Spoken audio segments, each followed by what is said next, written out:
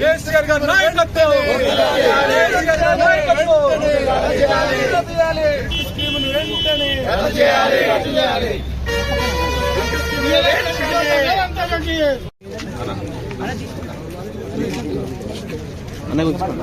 Local తిరుగుతారు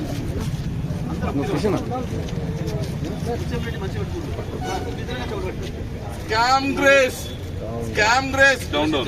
Scam Grace down down. Scam Grace down down. Scam Grace down down. Scam Grace down down. ప్రభుత్వం ఏదైతే policy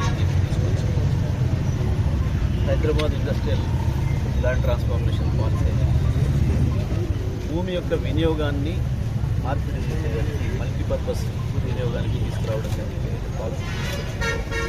దీంట్లో పెద్ద కుట్ర ఉంది, దీంట్లో పెద్ద కుంభకోణం ఉంది. ఈ విషయాన్ని మేము ప్రజలకు చాలా స్పష్టంగా చెప్పాల్సుకొని మనం ఇక్కడికి వచ్చినాం. ఇది ఎప్పుడో 40-50 సంవత్సరాల క్రితం ప్రభుత్వం ఏర్పాటు చేసిన ఇండస్ట్రియల్ ఏరియా నాచరం ఐలాండ్. ఇది 700 ఎకరాల మొత్తం. ఇక్కడ ఇవాళ గజం ఎక్కడ చూసినా ఎక్కడ మాట్లాడినా మెయిన్ రోడ్డు మీద చూస్తేనేమో దాదాపు 2.5, 3 లక్షలు, 4 లక్షలు. లోపలికి వస్తే కాలనీలకు వస్తే 1,50,000 ఆ పథకాల 1,50,000 తక్కువ ఎక్కడ లేదు. ఈ భూమిని ఇవాళ ప్రభుత్వం ఈ ఇండస్ట్రీస్ వచ్చినాయి, ఇక్కడ పొల్యూషన్ వచ్చిందనే పేరు మీద కలిసి తరలించాలి అని చెప్పేసి తప్పకుండా పొల్యూషన్ తగ్గించాలి. చుట్టుపక్కల ఆవాస ప్రాంతాలు పరిశ్రమల్ని ఊరిబయట తీసుకోవాల్సి కానీ పొల్యూషన్ లేకుండా ఉన్నవైతున్నాయో వాటిని కొనసాగించవచ్చు. ఇప్పుడు మనం ఇది చూసినాం, ముందైతే నిలబడి ఉన్నామో మనం ఈ ఫ్యాక్టరీ ముందట ఈ ఎక్స్పోర్ట్స్ దీంట్లో దాదాపు 2,000 మంది మహిళలు పనిచేస్తున్నారు. ఫుడ్ మిషన్లతో ఎక్స్పోర్ట్ చేస్తారు. ఇంకేం పొల్యూషన్ లేదు, కొనసాగించవచ్చు. నిజంగా పొల్యూషన్ ఉన్న బట్టి తీసేయాలి, ఇండస్ట్రీని మార్చవచ్చు. ఇట్లాంటి సందర్భం వచ్చిన ఎక్కడ కానీ దేశంలో ప్రధానంగా పొల్యూషన్ లేని వాటిని కొనసాగిస్తారు. పొల్యూషన్ ఉన్న వాటిని తరలించి నాన్ పొల్యూటెడ్ ఇండస్ట్రీ ఏమైనా ఉంటే కూడా మళ్ళీ ఆ ప్రాంత ప్రజలకు ఉపాధి కల్పించడం కొరకు ఉపయోగిస్తారు ఆ భూమి. కానీ ఇక్కడ అటువంటిది ఏం చేయకుండా భూమి ధరను కూడా ఇండస్ట్రీస్ ప్రకారం ఏమో ఇక్కడ భూమి దాదాపు 11 కోట్ల ఎకరం, సబ్ రిజిస్టర్ వాల్యూ ప్రకారం 8 కోట్ల ఎకరం. కానీ దీన్ని 3 కోట్లకు 2.5 కోట్లకు ఈ మూలకి ఇస్తామని చెప్పేసి ఇక్కడ 700 ఎకరాలు ప్రతిపాదించారు. అంటే దాదాపు 700 ఎకరాలని కేవలం 2,100 కోట్లకే చేయాలని ప్రతిపాదన. వాస్తవ పరిస్థితి చూసినప్పుడు ఇది దాదాపుగా ఈ ఒక్క ప్రాంతమే 35,000 కోట్లు.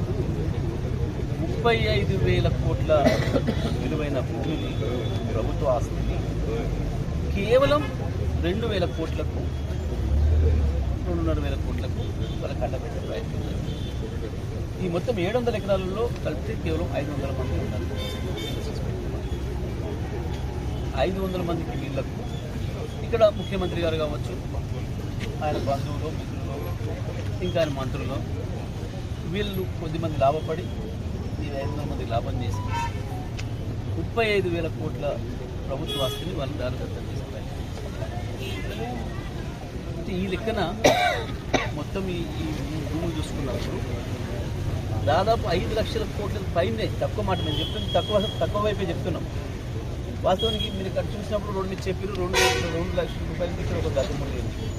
అట్లా చూసినప్పుడు ఎకరం 100 కోట్లు పోతుంది దాదాపు. మేము అట్లా ఎగ్జామినేట్ చేసి చెప్పడం లేదు, లేని చెప్పడం లేదు, వాస్తవ విలువలే మాట్లాడుతున్నాం. ఈ పాలసీ ఏదైతే ఉందో ఇప్పటి వరకు ప్రపంచంలో ఈ పాలసీ ఎవరు తెలియదు, భారతదేశంలో ఎవరు కూడా తీసుకురాలి. ఇక్కడ ఏంటి సబ్ రిజిస్టర్ వాల్యూ ఉంది ఇక్కడ 3 కోట్లు, దాంట్లో మీరు 30% కట్టండి, మీకు అప్పులు ఇచ్చేస్తాం, ఇక మీరు ఎట్లనైనా వాడుకోవడానికి అవకాశం ఇస్తాం. అంటే ఏం జరుగుద్ది, ఇక్కడ వెంటనే భూమిని మార్చేసుకొని వాళ్ళకి ఎక్కువ దేంట్లో లాభం వస్తుందో దాంట్లోకి వెళ్ళిపోతారు. ఇల్లు కట్టడానికి వెళ్ళిపోతారు వాళ్ళు. ఇక్కడ ఉన్న వాళ్ళు ఉపాధి పోతుంది. ఇప్పుడు కేవలం ఒక 5-6 ఎకరాలలో ఉంది. దీంట్లో ఒక 2000 మంది ఇప్పుడు పనిచేస్తున్నారు. నేను ఒక నిమిషం కూడా ఆగడు. ఏదైతే ఇప్పుడు మీరు మల్టీపర్పస్ యూజ్ చేసుకోవడానికి అవకాశం ఇస్తుందో ప్రభుత్వం, నిమిషాల మీద దీన్ని తీసేస్తాడు. 2000 మంది వాళ్ళకి ఉపాధి కోల్పోతారు. ఈయన ఇక్కడనే పెడతారా, పక్కన ఎక్కడ కూడా ఒకరు పెడతారా, ఇక్కడ పెడతారో కూడా తెలియదు. ఈ ప్రాంతంలో ఉండేవాళ్ళు మధ్యతరగతి వాళ్ళు, పాపం దిగుమతి మధ్యతరగతి వాళ్ళు 2000 మంది మహిళలు వాళ్ళు ఉపాధి పొందుతున్నారు. ఇది పోతుంది. పైగా ఈ ప్రాంతంలో అడ్డగోలు ఇళ్ళు వస్తాయి, ధరలు పెరిగిపోతాయి, రోడ్డు కూడా సరిపో ఇబ్బంది వస్తాయి.